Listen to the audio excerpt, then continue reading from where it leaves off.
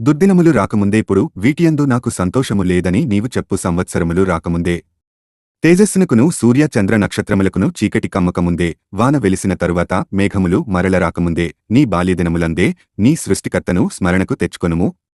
ఆ దినమున ఇంటి కావలివారు వణకుదురు, బలిష్ఠులు వంగుదురు, విసరువారు కొద్దిమంది ఎగుటచేత పని చాలించుకొందురు, కిటికీలలో గుండ చూచువారు కానలేకయుందురు.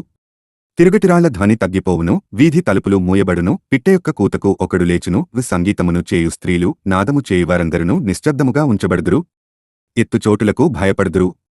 మార్గములేందు భయంకరమైనవి కనబడును, బాదము వృక్షము పువ్వులు పూయును, మిడత బరువుగా ఉండును, బుడ్డ బుడసర కాయ పగులును, ఏలైనగా ఒకడు తన నిత్యమైన ఉనికిపట్టునకు పోవుచున్నాడు. వాని నిమిత్తము ప్రలాపించువారు వీధులలో తిరుగుదురు. వెండిత్రాడు విడిపోవును, బంగారు గిన్నె పగిలిపోవును, ధారయొద్ద కుండ పగిలిపోవును, బావియొద్ద చక్రము పడిపోవును, మన్నయినది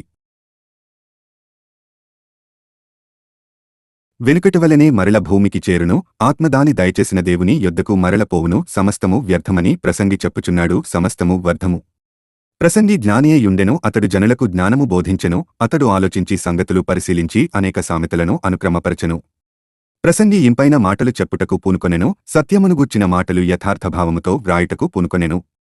జ్ఞానులు చెప్పు మాటలు ములుకోలవలెను చక్కగా కూర్చబడి బెగగొట్టబడిన మేకులవలెను ఉన్నవి, అవి ఒక్క కాపరవలన అంగీకరింపబడినట్టున్నవి. ఇదియుగాక నా కుమారుడా, హితోపదేశములు వినుము, పుస్తకములు అధికముగా రచింపబడును, దానికి అంతము లేదు. ఈ విస్తారముగా విద్యాభ్యాసము చేయుట దేహమునకు ఆయాసకరము. ఇదంతయు వినిన తరువాత తేలిన ఫలితార్థమిదే, దేవునియందు భయభక్తులు కలిగియుండి ఆయన కట్టడల ననుసరించి నడుచుచుండవలెను. మానవకోటికి ఇదియే విధి. గూఢమైన ప్రతి అంశమును గూర్చి దేవుడు విమర్శ చేయనప్పుడు ఆయన ప్రతిక్రియను అది మంచిదేగాని చెడ్డదేగాని తీర్పులోనికి తెచ్చును. ప్రసంగి 12వ అధ్యాయం.